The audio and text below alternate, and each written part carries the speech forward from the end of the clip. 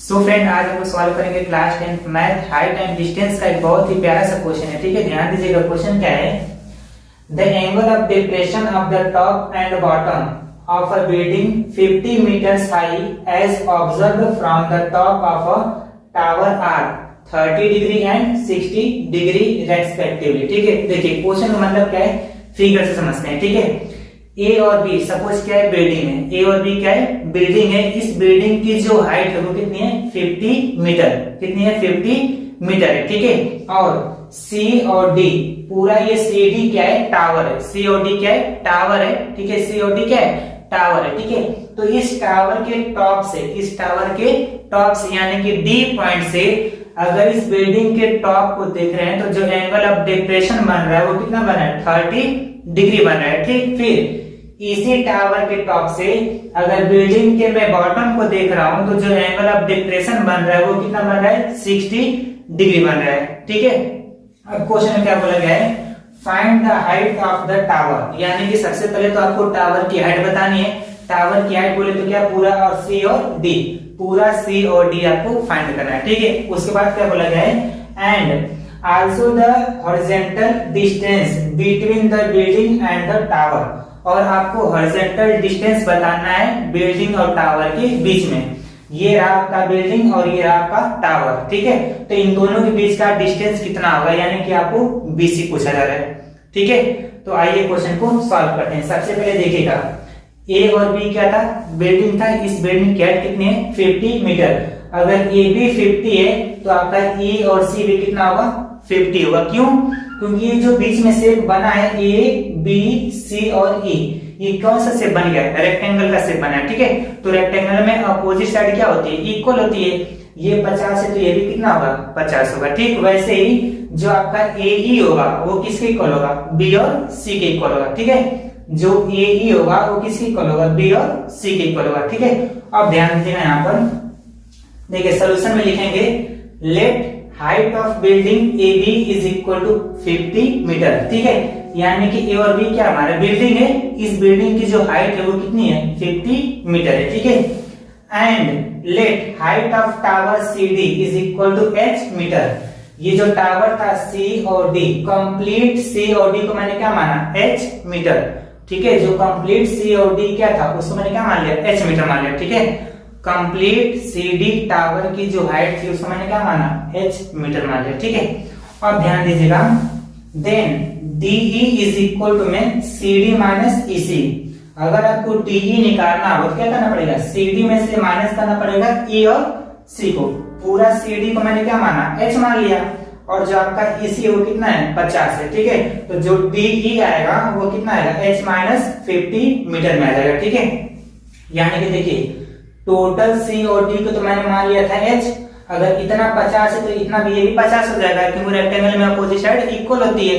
ठीक, तो अगर टोटल में से मैं इतना घटाऊंगा तो मुझे ये वाला पार्ट पता चल जाएगा। ठीक है, अब आइए क्वेश्चन को सॉल्व करते हैं। ठीक है, ध्यान दीजिएगा,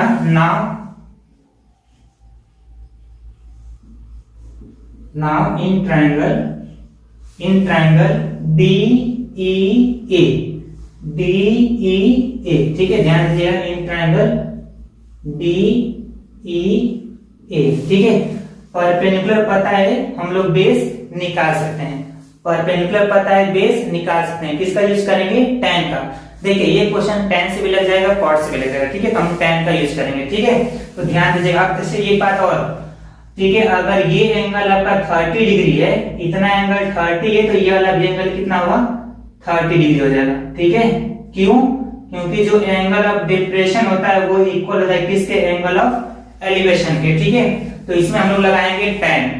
ठीक है, क्या लगाएंगे, tan। तो ध्यान दीजिएगा, ये हो जाएगा आपका tan, और इस ट्रायंगल में जो थीटा है वो कितना है, 30 डिग्री, तो ये हो जाएगा tan 30 degree is equal to में क्या आता है, perpendicular upon base. Perpendicular upon base, तो परपेंडिकुलर कितना है, h माइनस 50 है। ठीक है, ये हो जाएगा h माइनस 50 और अपॉन में बेस, बेस क्या होगा, a और e होगा। ठीक है, तो ये आपका हो जाएगा e और e हो जाएगा। ठीक, अब ध्यान दीजिएगा, tan 30 की वैल्यू कितनी होती है, 1 अपॉन अंडर रूट 3।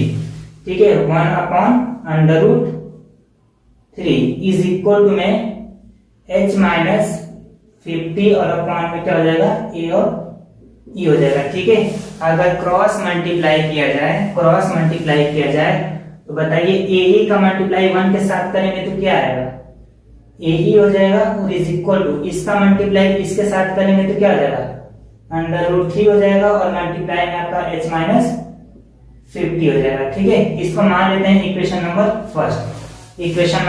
फर्स्ट। ठीक है, आगे मैं क्वेश्चन को इरेज करके सॉल्व करता हूं। ठीक है, ध्यान दीजिएगा।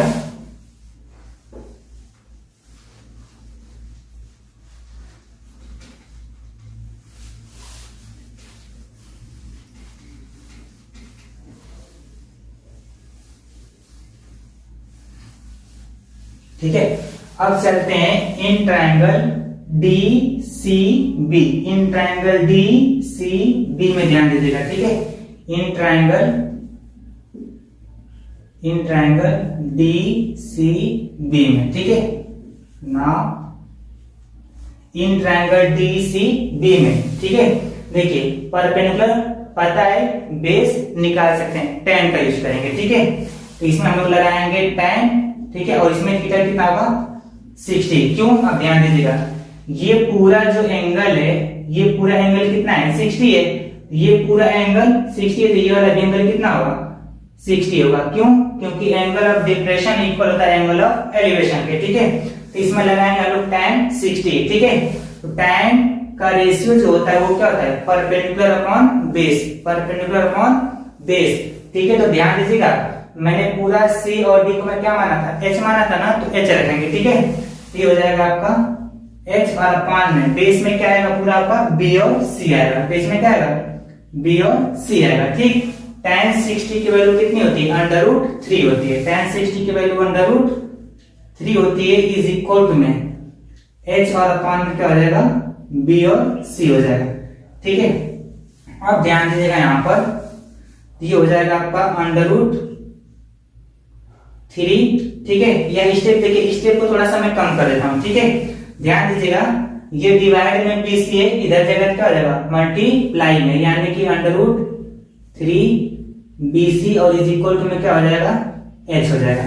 ठीक है, मैंने थोड़ा सा एक स्टेप कम कर दिया। ठीक, अब ध्यान दीजिएगा, यहाँ पर तो √3 और इनटू में यहाँ पर क्या है, BC, और BC की जगह मैं क्या रख सकता हूँ, √3 इंटू में H माइनस 50। ठीक है, √3।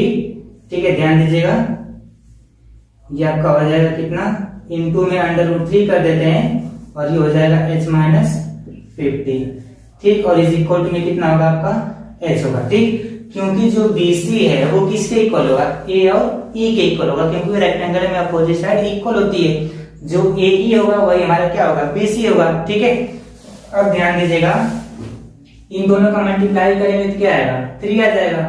ठीक, और इनटू में क्या होगा, H माइनस 50, और इज इक्वल टू में कितना आ जाएगा, H हो जाएगा। ठीक है, मल्टीप्लाई करेंगे तो कितना आ जाएगा, 3H माइनस, मल्टीप्लाई कर दीजिए, कितना आएगा, 150, और इज इक्वल टू में कितना आ जाएगा, H हो जाएगा। ठीक, H को इधर ट्रांसफर करते हैं, 150 को उधर ट्रांसफर कर देते हैं। ठीक है, ये हो जाएगा 3H प्लस का H इधर आने के बाद क्या हो जाएगा, माइनस में H इज इक्वल टू, ये माइनस में उधर जाएगा तो क्या हो जाएगा, प्लस में हो जाएगा। ठीक है, ये आप माइनस करिए तो कितना आ जाएगा, 2H इज इक्वल टू में 150 हो जाएगा। ठीक, आप 2 से इसको कैंसिल करिएगा तो H की वैल्यू कितनी आएगी, 75 मीटर आएगी। ठीक है, यानी कि जो टावर की हाइट है वो कितनी है, 75 मीटर है। कितनी है, 75 मीटर है। ठीक है, तो अब तो एक चीज तो पता चल गया ना कि टावर की जो हाइट है वो कितनी है, 75 मीटर है। अब हमसे डिस्टेंस पूछा गया था, किसके बीच में, बिल्डिंग और टावर के बीच का हॉरिजॉन्टल डिस्टेंस, यानी कि हमसे क्या पूछा गया था, B और C पूछा गया था। ठीक है, तो अब ध्यान दीजिएगा, यहाँ पर ध्यान दीजिएगा, इक्वेशन नंबर फर्स्ट जो H की वैल्यू आई है, मैं क्या करूंगा, इक्वेशन नंबर फर्स्ट में पुट कर दूंगा। तो ध्यान दीजिएगा, इक्वेशन नंबर फर्स्ट क्या है, AE इज इक्वल टू कितना है, AE इज इक्वल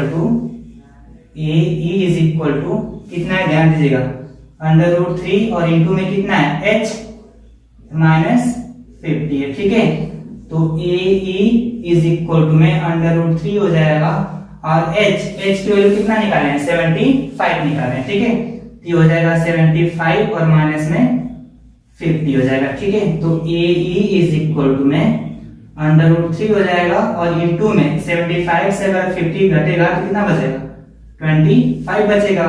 तो AE इज इक्वल टू में आप दोनों का मल्टीप्लाई करेंगे तो कितना आएगा, 25 √3 मीटर आएगा। ठीक है, तो ध्यान दीजिएगा जो AE होगा वही हमारा क्या होगा, BCB होगा, यानी कि बिल्डिंग और टावर के बीच का जो हॉरिजॉन्टल डिस्टेंस है वो कितना है, 25 √3 मीटर है। ठीक है, तो आई होप आप लोग को समझ में आ गया होगा। मिलते हैं एक नए वीडियो के साथ, तब तक के लिए बाय।